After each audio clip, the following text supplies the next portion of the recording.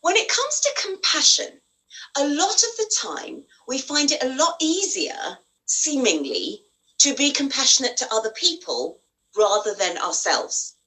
But all of us will have heard the platitude: you cannot pour from an empty glass.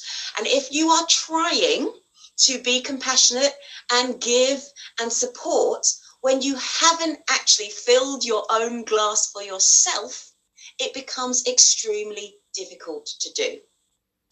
So in terms of the picture I've decided to use to introduce this session, right now, if we use the terms lockdown and global pandemic and coronavirus vaccine, vaccine rollout or tears, most of us know what we're talking about.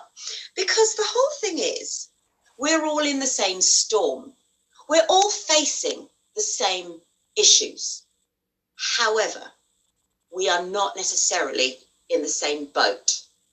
And that is very important to recognize. That's important to recognize when we're offering help. And that's also important to recognize when we think about what support we need for ourselves. So we are in the same storm. We are not in the same boat. Some of us may be on yachts. Some of us may be on liners. Some of us may be on rafts, and some of us may not even have a boat.